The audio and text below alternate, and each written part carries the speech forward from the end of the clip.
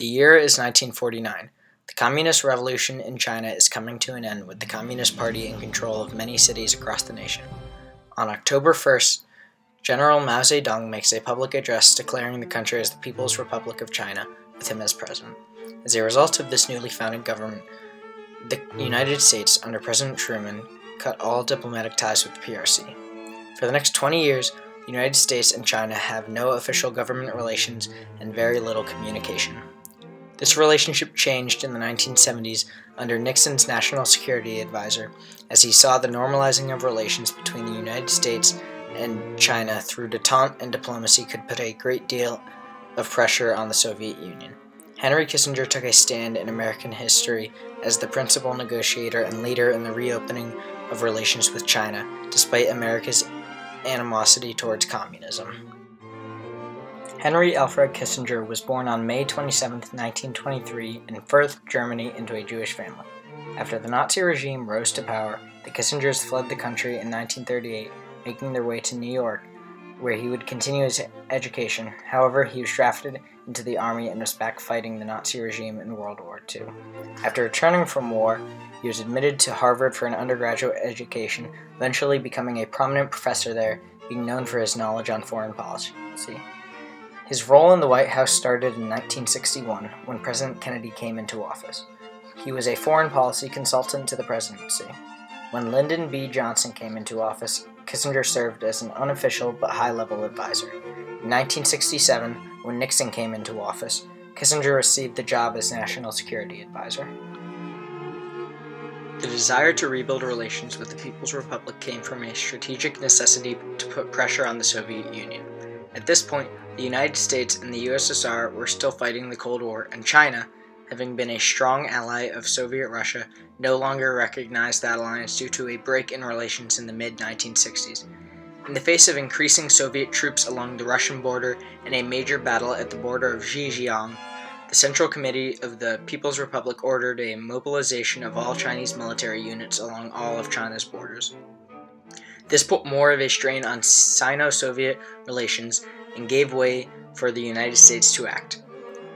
In the Western world, Kissinger briefed President Nixon on this, explaining to him that it could be an opportunity they both would benefit from. As Kissinger reports to the President in a memorandum, the United States government believes it would be useful to begin discussion with a view of bringing about a higher-level meeting in Peking. The meeting in Peking would not be limited only to the Taiwan question, but would encompass other steps designed to improve relations and reduce tensions between our two countries. For Nixon, this would be difficult, as he prided himself on his anti-communist stance, which was an issue that helped him win the presidency. In a press conference, Nixon announced that the U.S. had a strategic interest in the survival of the People's Republic, becoming a revolutionary moment in U.S. foreign policy. Since the U.S. and China had no formal government relations, communication would be difficult. Kissinger and other White House officials attempted to communicate with the Chinese through different channels. They had a message from President Nixon given to the office of the Pakistani president, who would deliver that message to Chairman Mao. This method was successful, as the Chinese replied to Nixon's message regarding a meeting between the two nations. As the two countries continued to communicate, it was agreed upon that before an official visit from Nixon, Henry Kissinger would travel to Beijing for preliminary negotiations and to plan a presidential visit. Hiding Kissinger's trip from the press would be easy, as the United States ping-pong team had been invited to China for a series of exhibition matches. The United States wanted to keep this trip secret, as they were not sure if it would work, and it could reflect negatively on President Nixon and his administration, as they were still fighting communism. On July 8, 1971, Kissinger and his delegation, including aides Winston Lord, John Holdridge, and Dick Simser, along with Secret Service agents Jack Reddy and Gary McLeod, set off to Beijing via Saigon, Bangkok, New Delhi, and Rawalpindi. The National Security Advisor and his team arrived in Beijing the next day and were instantly met by large crowds of people. Soon after arriving in China, Kissinger began his meetings with Prime Minister Zhou Enlai. The meetings held by Kissinger and Zhou were planned as a way to outline the issues that were present between the two nations and to prepare for a presidential visit by Nixon, where he and Chairman Mao would negotiate.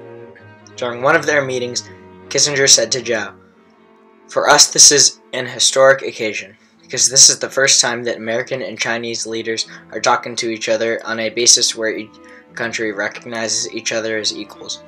Here, Dr. Kissinger explains to Zhou the significance of their talks.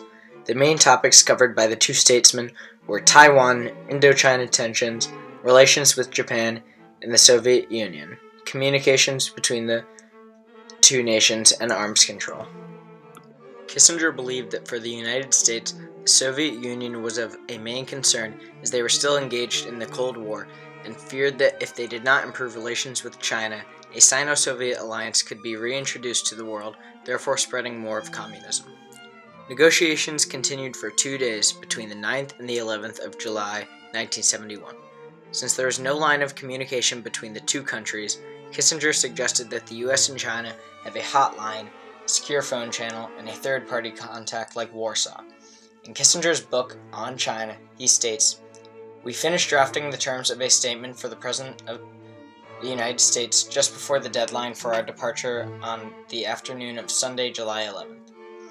Our announcement will shake the world," said Zhou, and the delegation flew back, concealing its excitement for the hours before the world could be shaken. This shows how he knew his work with China would change the world and have a lasting impact. Within a year, Sino-American diplomacy had moved from conflict to a visit to China by a presidential advisor to prepare a visit by the president himself. On February 21, 1972, President Nixon, along with his wife Pat Nixon, Henry Kissinger, and multiple other government officials and Secret Service agents, arrived in Beijing for his presidential visit, being the first president to visit the communist nation since being established as the People's Republic in 1949. Nixon and Mao, along with Kissinger and Zhou, held negotiations with topics similar to those discussed in the primary trip. The United States reopening relations with China had both short-term and long-term effects. After the president's visit, he decided to lift all sanctions on trade with China, as well as allowing travel visas for citizens from both countries. In a press conference from President Nixon after returning, he states, "I have asked for a list of items of a non-strategic nature which can be placed under general license for direct export to the People's Republic of China. Following my review and approval of specific items on this list, direct imports of designated items from China will then also be authorized. In addition, the United States would allow China to enter the United Nations, and the two countries would lay the groundwork for new diplomatic ties. The United States and China become trading partners, and relations improve remarkably."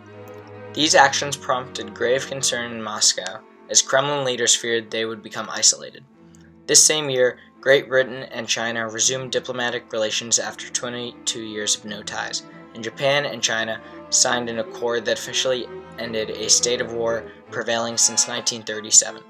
China was able to deter a Soviet attack, secure the derecognition of Taiwan, receive a much-needed investment from the United States, and demonstrate to Vietnam that it would not cede its dominance in Asia.